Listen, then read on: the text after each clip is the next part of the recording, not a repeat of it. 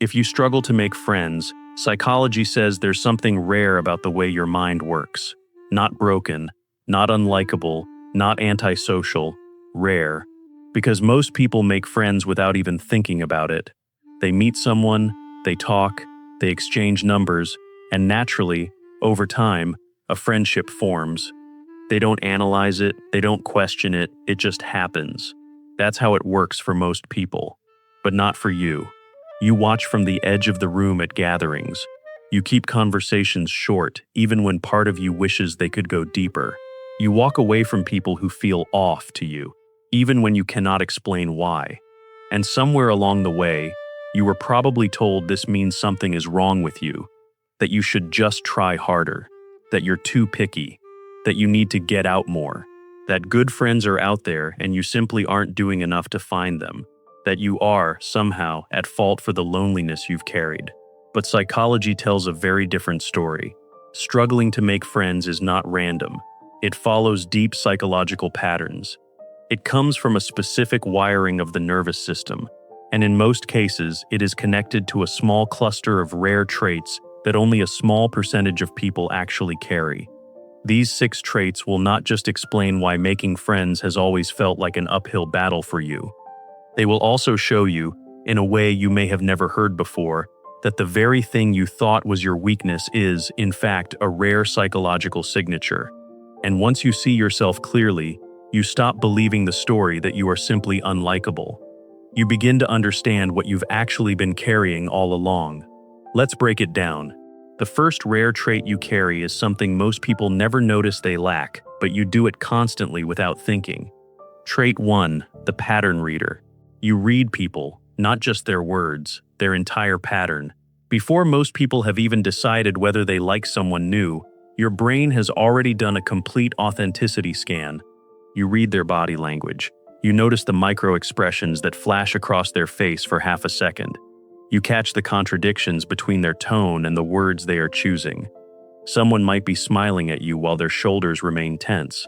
Someone might say, "I'm totally fine," but their voice just dropped. Someone might seem friendly on the surface, but the energy underneath feels rehearsed. Most people miss these signals. You don't. You catch them the way other people catch a cold. It's automatic. It happens before you've even decided to respond. This is what psychology sometimes calls social pattern recognition. It's the ability to read situations and people at a depth most others never reach. And here's what most people don't tell you about this trait.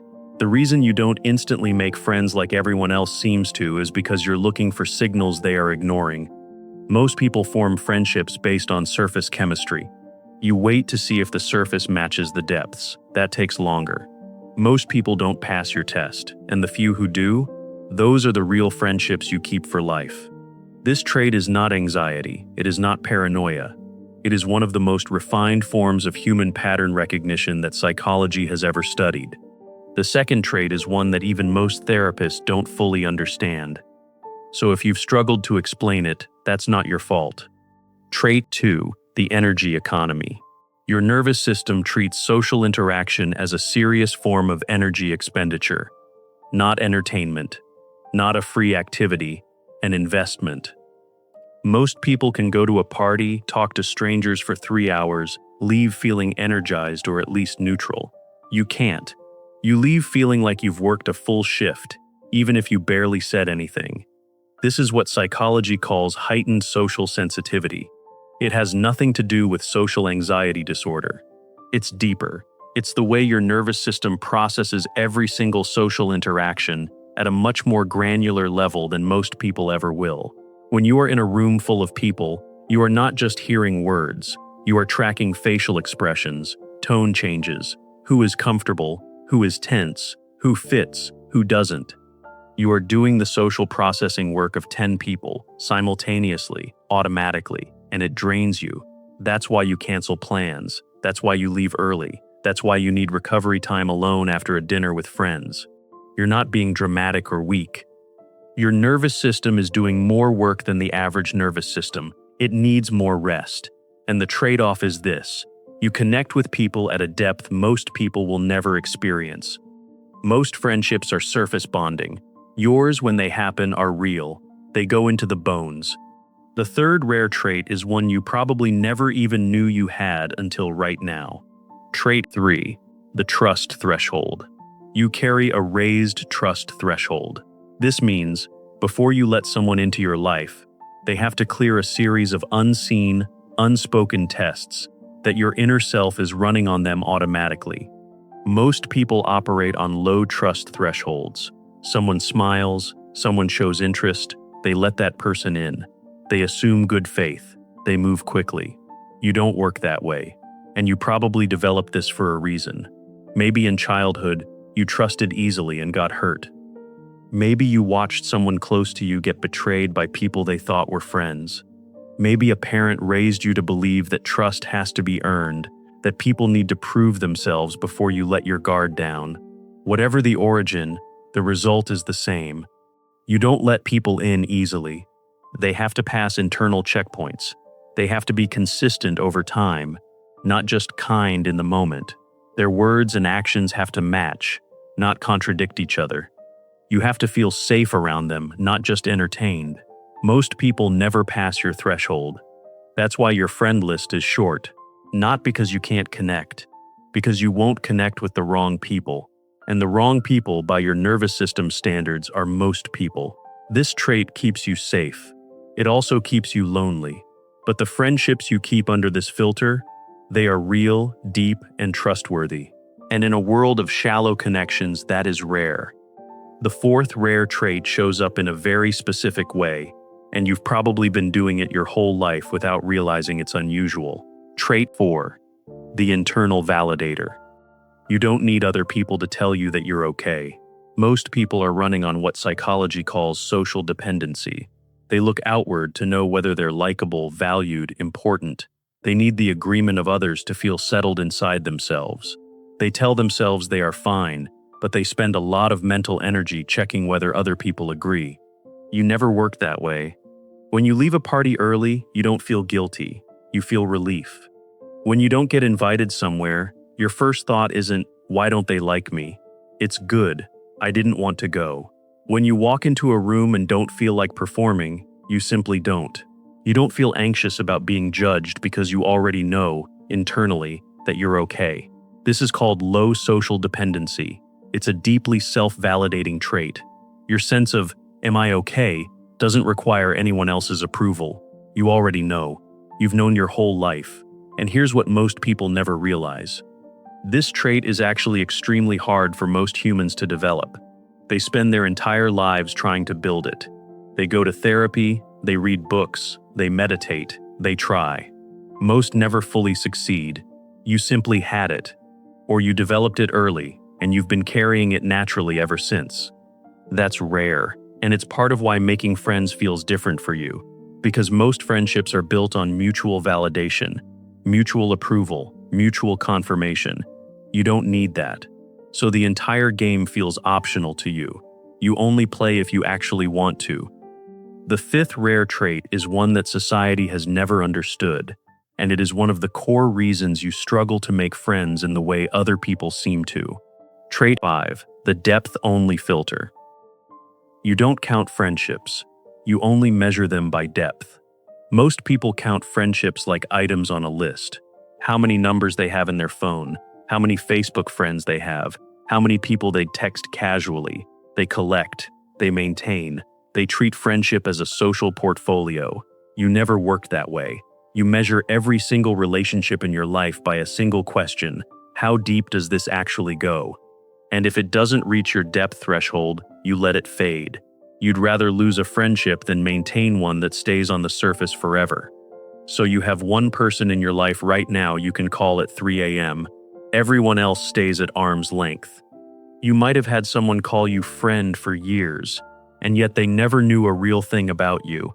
You kept them at the work surface, the social surface, the happy to see you surface, and you let that be okay. There was a study that came out of Tel Aviv University on this. Most humans can maintain roughly 150 relationships at any one time, but only about 4 to 6 of them are actually deep. Most people have a mix. They have a small core. They have a wider network. They have acquaintances. You don't tolerate the wider network. You'd rather let it dissolve than maintain it on autopilot. You only keep the deep ones. That's the depth-only filter. It makes your friend circle small. It also makes every friend you have a true friend. That's rare, and most people honestly could never do what you do, because they don't have the courage or the standards to walk away from social convention. You do. Trait 6, the evolution gap. The sixth rare trait is possibly the most significant one, and it's the reason your loneliness often feels deeper than just "I can't find friends." It's because most of the people you used to befriend have simply grown out of your life on their own. You have evolved past them. Most people's social circles stay relatively stable because they share identity, geography, and life stage. If you don't transform internally, your relationships stay exactly where they were 10 years ago. You have transformed. Maybe it happened slowly. Maybe it happened after a major loss, a major awakening, a therapy breakthrough, a sickness, a long silence where you realized you had been living someone else's life. Maybe it happened without warning, but sometime in the last 10, 20, 30 years, something inside you shifted. And when that shift happened, you looked at the people around you with new eyes. You couldn't unsee what you now saw. You couldn't unknow what you now knew. The friendships that used to feel solid didn't fit anymore. The conversations didn't match. The values didn't align. The person you were before the shift was the kind of person who could be friends with them. The person you are now is not. That's what psychology sometimes calls temporal displacement. You're living inside a version of yourself that has outpaced most of the people around you. And the gap shows up as loneliness, even when you're surrounded by people. You don't need more friends. You need friends who have walked the same roads you've walked. Most of your old friends haven't, and that's not their fault. It's just the distance that evolution creates. So let me tell you what this all actually adds up to, because if you've watched this far, you deserve the real truth. Not the surface answer, the deep one. You don't struggle to make friends because you are broken. You don't struggle because you are unlikable. You don't struggle because there's something wrong with your personality. You don't struggle because you failed to learn some social skill everyone else learned in childhood. None of that is true. It never was. You struggle because your nervous system does a kind of pattern recognition that filters out shallow people automatically, before you've even shaken their hand. You struggle because socializing costs you more energy than it costs most humans, and your body knows this even when your mind tries to override it. You struggle because your trust threshold is high, so most people never pass it, no matter how kind they seem in the moment. You struggle because you don't need external validation, so the social machinery most people run on simply doesn't apply to you. You struggle because you only maintain friendships that reach real depth, and shallow relationships feel like a slow drain to your spirit. And you struggle because, somewhere along the way, you transformed on the inside, and the people around you didn't come with you on that journey. These are not flaws. They are 6 specific, rare psychological traits. Psychology has studied each one. They appear in a small percentage of the population, and they almost always make the people who carry them feel misunderstood, especially in a culture that insists friendship should be easy, abundant, and automatic. It shouldn't be. Real friendship is rare. What you carry is the ability to recognize real friendship when it finally arrives, the willingness to wait for it without settling, and the integrity to walk away from anything less. That's not a struggle, that's a standard, and it's a rare one. If any of these 6 traits hit close to home tonight, please hear this. You are not alone. There are more people carrying these exact traits than you could ever realize. You have probably never met most of them, because they are quietly isolated in the same way you are, waiting for the same rare, authentic friendships you are still waiting for. You are not failing at friendship. You are holding out for the real thing, and there is absolutely nothing wrong with that. Now, which of these 6 traits felt the most true to you? Drop the number 1 through 6 in the comments below. I read every single one, and this community grows stronger every time you share. If this video gave you the feeling of being truly seen, maybe for the first time in a long time, you will want to watch this related video next. And please, hit that subscribe button and tap the bell icon so you never miss a new video. That bell is how you tell YouTube to actually deliver these insights to you. You are rare, You are seen. See you in the next one.